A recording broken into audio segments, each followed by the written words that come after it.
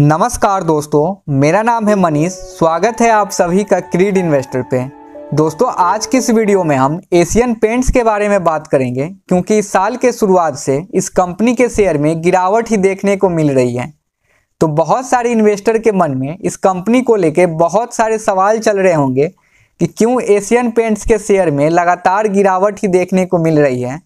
यह कंपनी कब ऊपर की ओर भागेगा, क्या हमें एशियन पेंट्स के शेयर को होल्ड करने चाहिए या बेच देने चाहिए, एंड क्या हमें लॉन्ग टर्म्स के पर्सपेक्टिव से इस कंपनी में निवेश करने चाहिए या नहीं।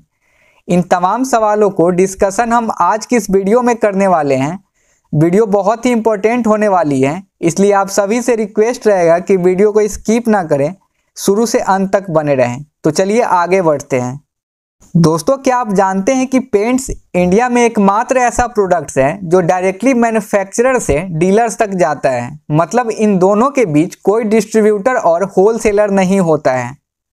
और क्या आप अनुमान लगाना चाहेंगे कि इन इंटरमीडियरीज को नॉक ऑफ यानी खदेड़ने और सप्लाई चेन में रिवॉल्यूशनाइज लाने वाली सबसे पहली कंपनी कौन थी? तो मैं आपको बताना चाहूँगा कि यह कोई और नहीं बल्कि एशियन पेंट्स है। और क्या आप जानते हैं कि सबसे पहले कौन सी कंपनी ने कंप्यूटर खरीदा और इसका इस्तेमाल प्रीडिक्टिव एनालिटिक्स के लिए किया? तो इसका भी answer none other than Asian Paints ने किया था। और ऐसे कई इनोवेशन का श्रेय यानी क्रेडिट एशियन पेंट्स को जाता है। दोस्तों, एशियन पेंट्स इंडिया की सबसे बड़ी और सबसे वैल्यूएबल पेंट्स कंपनी है। मतलब ये कंपनी अपने नियरेस्ट कंपिटिटर्स जो कि बर्जर पेंट्स है, इससे 3 गुना अधिक वैल्यूएबल कंपनी है। एंड राइटफुली ये कंपनी मार्केट में कंसिस्टेंट कंपाउंडर्स में से एक है जो अपने निवेशकों के लिए शानदार रिटर्न्स देता आ रहा है, जिसे आप इस चार्ट पैटर्न में देख सकते हैं। यहाँ 11.88 रुपीज़ से लेके 3199 तक का सफ़र रहा है, जिसमें इस टाइम इंटरवल में अराउंड 27,000% का रिटर्न्स दे चुका है अपने शेयर होल्डर्स को। मतलब अगर कोई निवेशक ईयर 2000 में एशियन पेंट्स में 1 लाख का इन्वेस्टमेंट किए होते तो आज की डेट में वो 1 लाख कंपाउंडेड ग्रो होके 1.8 करोड़ रुपये हो जाता, क्योंकि एशियन पेंट्स के शेयर की कीमत पिछले 2 दशक से 26.6% की कंपाउंडेड एनुअल ग्रोथ रेट से बढ़ी है, जिसे निवेशकों का पैसा लगभग हर 4 साल में दोगुना हो गया है। तो आप अभी ऐसा महसूस कर रहे होंगे कि काश उस समय पैसा लगा दिए होते तो आज की डेट में करोड़पति होता मैं। पर कोई बात नहीं, आप अभी भी लेट नहीं हुए हो।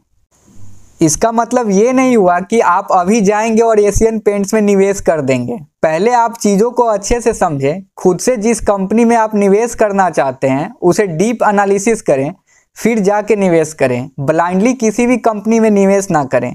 हालांकि एशियन पेंट्स के शेयर पिछले कुछ समय से अंडर प्रेशर रहे हैं, मतलब दबाव में रहे हैं। साल के शुरुआत से अब तक 6.5% नीचे पे ट्रेड कर रहा है। तो अब सवाल आता है कि क्यों एशियन पेंट्स के शेयर पिछले कुछ समय से अंडर प्रेशर रहे हैं। तो इसका रीज़न ये है कि क्रूड ऑयल की प्राइस में हाइक होने की वजह से एशियन पेंट्स की इनपुट कॉस्ट में ड्रास्टिकली इंक्रीज हुआ है, जिसके परिणाम स्वरूप मार्जिन में कमी आई है। And on top of that Asian paints अपने पीयर्स के मुकाबले प्रीमियम वैल्यूएशन पे ट्रेड कर रही है, क्योंकि आप एशियन पेंट्स के प्राइस टू अर्निंग को देखेंगे तो 98x गुना पे ट्रेड कर रहा है। वहीं इसके पीयर्स कंपनी बर्जर पेंट्स का PE 84 गुना पर ट्रेड करता है।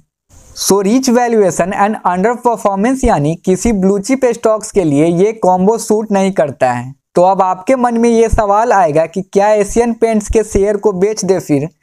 तो चलिए इसे समझ लेते हैं। लेकिन उससे पहले आप सभी से एक छोटा सा रिक्वेस्ट रहेगा कि ऐसे क्वालिटी कंटेंट बनाने के लिए हमें मेहनत बहुत लगता है, और उस मेहनत के बदले आप मुझे अप्रिसिएट करना चाहते हैं तो वीडियो को एक लाइक, शेयर एंड सब्सक्राइब जरूर करें। चलिए आगे बढ़ते हैं फिर। तो दोस्तों, मैं आपको बता दूं कि यदि कंपनी के फाइनेंशियल कंडीशन पर क्रूड ऑयल की हाई प्राइस के इम्पैक्ट के बारे में आप चिंतित हैं, तो मैं आपको बताना चाहूँगा कि क्रूड ऑयल का ऊंची कीमतों का सामना करने के लिए यह कंपनी नई तो है नहीं। इसको ऐसे समझिए कि यह कंपनी पिछले 8 दशक से मार्केट में नेतृत्व को बनाए रखा है, क्योंकि इस कंपनी की शुरुआत अराउंड 1940s में ही हुई थी। तो मार्केट में क्रूड ऑयल के प्राइस में हाइक होना इस कंपनी के लिए तो आम बात हो गई ना। इसलिए इसमें पैनिक होने की कोई बात नहीं है। कंपनी को अच्छी तरह से पता है कि ऐसे एडवर्स कंडीशन में कैसे सरवाइव करना है। कंपनी का परफॉर्मेंस शॉर्ट टर्म्स में हो सकता है कि खराब प्रदर्शन करें, पर लॉन्ग टर्म्स की बात करें तो शेयर के प्राइस जल्द ही बाउंस बैक करेगी, क्योंकि कंपनी की ग्रोथ प्रोस्पेक्ट के नज़रिए से देखें तो काफ़ी ब्राइट है ये। एशियन पेंट्स के प्रोडक्ट पोर्टफोलियो को देखें तो वह सब कुछ शामिल है जो घर को सुंदर बनाता है। यह company paints, furniture, lightning ETC बनाता है और इस उत्पाद के अलावा कंपनी होम पेंटिंग और इंटीरियर डिजाइनिंग सर्विसेज भी प्रदान करता है। साधारण शब्दों में कहें तो यह company end to end home solution provider है। और अगर इंडियन हाउसिंग मार्केट में तेजी आती है तो डेफिनेटली एशियन पेंट्स की किस्मत भी बदल जाएगी। और कुछ डेटा के अनुसार अगर इंडियन रियल एस्टेट सेक्टर 2030 तक $1 ट्रिलियन तक पहुंच जाता है तो डेफिनेटली एशियन पेंट्स जैसे कंपनियों के लिए एक शुभ संकेत होगा, और यह निश्चित रूप से होगा भी। और लास्ट में दोस्तों मैं यही कहना चाहूँगा कि अगर आपने एशियन पेंट्स में लॉन्ग टर्म्स के पर्सपेक्टिव से निवेश किया है तो इस शॉर्ट टर्म्स वोलेटिलिटी को देखते हुए आपको पेशेंस नहीं खोना है, क्योंकि एशियन पेंट्स एक मार्केट लीडर कंपनी है और वो आज से ही नहीं 1940s के समय से एग्जिस्टेंस में है। और ऐसे ब्लू चिप कंपनी में आप शॉर्ट टर्म्स में डाउनफॉल तो आती है, बट लॉन्ग टर्म्स में देखें तो हमेशा से शानदार रिटर्न्स ही दिया है अपने शेयर होल्डर्स को। और ये मैं नहीं कह रहा है, आप चाहे तो कंपनी के चार्ट पैटर्न को कंसीडर कर सकते हैं। तो दोस्तों ये थे एशियन पेंट्स के ऊपर फुल केस स्टडी, जहां पे हमने जाना कि क्यों एशियन पेंट्स में लगातार गिरावट देखने को मिल रही है। तो आज की इस वीडियो में इतना ही। मुझे उम्मीद है कि ये वीडियो आपको इन्फॉर्मेटिव लगा हो। आपका किसी तरह का सुझाव हो तो नीचे कमेंट बॉक्स में ज़रूर बताइएगा। एंड दोस्तों आप इस चैनल को सब्सक्राइब भी कर सकते हैं ताकि इस तरह के कंटेंट आपसे मिस ना हो। तब तक के लिए जय हिंद, जय भारत।